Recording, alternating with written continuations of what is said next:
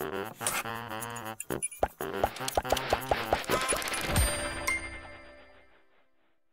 안녕하세요. 저는 이번 25학년도 유아임용에 합격하게 된 충북지역 합격생입니다. 발표 순서는 합격 점수 및 준비 배경, 그리고 교직 논술, 그 다음에 개념 강의 공부법, 진도별 모의고사 공부법, 전범위 모의고사 공부법에 대해 차례로 소개를 드리고 동기부여를 하는 시간을 가져보도록 하겠습니다. 먼저 제 1차랑 2차 점수인데요. 저는 1차 시험에서 87점으로 컷보다 10.67점 높게 고득점을 했었고, 이러한 고득점을 했던 탓인지 2차 시험에서는 조금 준비가 부진해서 91.4점으로 최종 3등으로 이렇게 합격을 하게 되었습니다. 이제 제 시험 준비 배경에 대해서 설명을 드린다면 제 합격 수기를 참고하고 저와 비슷한 상황에 계신 선생님들께서 도움을 많이 받으실 수 있을 것이라 생각을 하는데, 일단 저는 재학생 초수로 이번에 시험에 응시했고 합격하게 되었습니다. 재학생 초수라고 하면 다른 선생님들에 비해서 물론 일병행 선생님들도 계시지만 이제 재학생 선생님들 또한 시간이 부족할 수 있습니다. 이러한 시간을 효율적으로 확보하고 활용하는 것이 필요하다고 생각을 해서 저는 이제 조기 졸업을 같이 진행을 해서 최대한 하반기에는 공부만 할 수 있도록 이렇게 시간 구성을 하였습니다.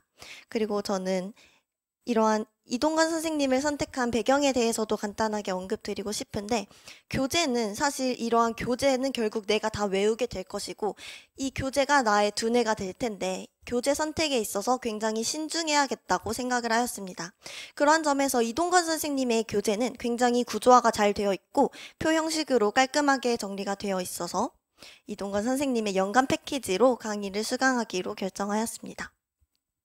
그리고 이제 유아임용하면 스터디가 굉장히 유명하고 많이들 진행하셔서 스터디 꼭 해야 하나? 이렇게 생각하시는 분들이 계실 텐데, 물론 저도 처음에는 그렇게 생각을 했었습니다. 그렇지만 제 성격을 스스로 생각을 해보고 저의 공부 스타일을 생각을 해본 결과 스터디 없이도 충분히 합격할 수 있을 것이라고 생각을 해서 혼자 공부를 하게 되었고요. 스터디 없이도 충분히 고득점을 할 수 있다고 말씀드리고 싶습니다. 그리고 제 성격은 또 ENFP로 굉장히 외향적이고 나가서 노는 것도 좋아하고 허무맹랑한 생각도 자주 하고 계획도 잘 세우지 못하고 지키지 못하는 편입니다. 그렇지만 이러한 성격을 잘 활용하고 놀 땐 놀고 할 땐 하고 계획을 잘 못 지키더라도 목표 지점을 보면서 바르게 나아간다면 충분히 합격할 수 있다고 생각을 합니다. 먼저 교직 논술 공부법에 대해서 말씀드리고자 하는데, 사실 유아임용에서의 교직 논술은 논술이 아니라고 할 수 있습니다. 논술이라고 하면 내 생각을 작성을 해내고 뭔가 글솜씨가 좋게 쓰는 것을 논술이라고 부르는데, 유아임용에서의 논술은 내 생각을 펼치기보다는 지문에 있는 것들을 잘 찾아서 활용하고 녹여내는 것에 중점을 두고 있습니다. 그저 지문을 잘 읽고 참고를 할 수 있는 능력만 갖춘다면 교직 논술에 있어서 고득점을 받을 수 있다고 생각을 합니다. 그리고 이러한 교직 논술을 공부할 때는 기출을 베이스로 항상 공부를 하였습니다. 다른 모의고사를 보며 그 모의고사 점수에 너무 연연해하기보다는 기출 경향을 그대로 따라가고 기출의 감각을 익히는 데 초점을 두었습니다. 그리고 저는 재학생 초수로 실습도 병행하고 조기 졸업도 하고 논문도 쓰다 보니 시간이 부족해서 논술은 7월 하반기에 시작을 하게 되었는데, 이렇게 하반기에 시작을 해도 출제 경향을 잘 파악하고 바른 방향으로 나아간다면 충분히 고득점 받으실 수 있다고 생각을 합니다. 그리고 저는 일주일에 약 2시간 정도로 논술에 많은 시간을 투자하지 않았는데요. 이러한 시간을 많이 투자하는 것보다는 기출을 베이스로 공부하는 게 중요하다고 100번 1000번 말씀드리고 싶습니다. 이제 그리고 개념 강의를 진행할 때 공부법에 대해서 설명을 드리고 싶은데, 저는 이때 공부했던 것들이 베이스가 되어서 고득점을 받을 수 있었다고 생각을 합니다. 이때 개념 강의를 들을 때 제가 항상 가졌던 마인드는 반복의 힘을 믿자입니다. 최대한 자주 보고 그러한 큰 틀부터 차근차근 익히다 보면 언젠간 세부 내용은 반복으로 익혀지겠지. 이러한 마인드를 가지고 공부를 했습니다. 다음 써있는 이 5가지는 제가 공부할 때 많이 활용했던 것들을 한 줄로 요약해 놓은 것인데, 최대한 자주 보기, 라벨지를 적극 활용하자, 외계어 두문자 암기법, 큰 틀을 외우자, 손을 사용하자가 있습니다. 이러한 것들에 대해서는 뒤에서 조금 더 자세히 설명드리도록 하겠습니다. 먼저 제가 공부를 시작할 때 초반에 작성하였던 계획표인데, 먼저 저는 이렇게 일주일을 주기로 공부량을 달성해 나갔습니다. 토요일, 일요일을 나눠서 이렇게 절반씩 나눠서 매주 업로드되는 강의를 오전 시간에 듣고 바로 강의 복습을 진행하였습니다. 바로 강의를 복습하는 것이 엄청 중요하다고 생각을 하는 게, 바로 강의를 듣고 복습을 하면 강사님이 말씀해 주신 것들이 기억에 잘 남고, 이때 복습을 함으로써 벌써 2번을 회독하는 효과가 나올 수 있다고 생각을 했기 때문입니다. 그리고 이렇게 아침에 공부를 하고 오후에는 오늘 들었던 강의 내용을 이렇게 회독을 하였습니다. 이때 한 번 회독했다고 멈출 것이 아니라 내가 할 수 있는 만큼 저녁 먹기 전까지 계속해서 반복해서 회독을 진행하였습니다. 그리고 저는 초반에는 한국사도 따야 했기 때문에 이렇게 오후에는 한국사까지 공부를 하였습니다. 그리고 다음날 일요일이 되면 또 남은 강의 절반을 수강하고 또 복습을 하고, 또 점심 먹고 나서 계속 복습을 하고, 저녁에는 어제 들었던 강의 내용을 또 복습을 하였습니다. 이렇게 하면 벌써 이틀 차이지만 그런 강의가 진행된 부분에 대해서 10번 이상 회독하실 수 있을 것입니다. 그리고 월요일, 화요일, 수요일은 회독하는 날로 잡고 반복해서 회독을 하였습니다. 이때 손으로 쓰기도 하고 말로 되뇌어 보기도 하고 여러 가지 방법으로 회독을 했던 것 같습니다. 그리고 이러한 회독이 진행이 되면 계속 전주에 했던 것들을 누적 복습해야 하는데, 이러한 부분도 놓치지 않고 꼼꼼히 생각을 해서 진행을 했던 것 같습니다. 그리고 목요일, 금요일 주차가 마무리되어 갈 때쯤에 기출을 함께 풀어보고 오답을 정리하면서 나의 빈칸이 어딘지, 어떠한 부분을 더 중점적으로 공부해야 되는지 포커스를 맞추고 다음 주차에 이어지는 누적 복습 시간에 이러한 부분을 더 집중적으로 회독하려고 했던 것 같습니다. 그리고 이 시간표에 보시면 4시간, 5시간, 3시간 이렇게 굉장히 많은 시간이 잡혀 있는데, 저는 이러한 시간 계획을 세우긴 했지만 이러한 계획을 잘 지키지는 못했던 것 같습니다. 그렇지만 시간을 지키지는 못했지만 여기 써있는 이러한 회독 내용은 내가 완벽하게 내 것으로 만들고 넘어가겠다라는 마인드로 공부를 했습니다. 그리고 아까 말씀드린 라벨지 활용 공부법인데요. 이렇게 책의 라벨지를 활용해서 목차를 요약해서 붙였습니다.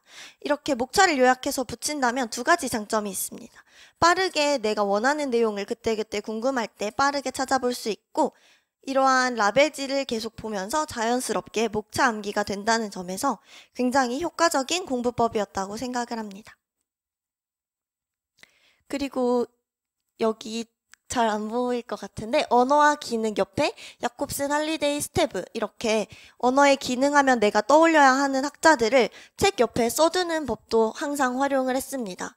그리고 이제 야콥슨의 언어에 기능하면 동표친 시참상 이렇게 2문자를 따서 암기를 했는데요. 이러한 2문자 암기법에 대해서는 이미 많은 선생님들이 활용하고 계실 것이라고 생각을 합니다.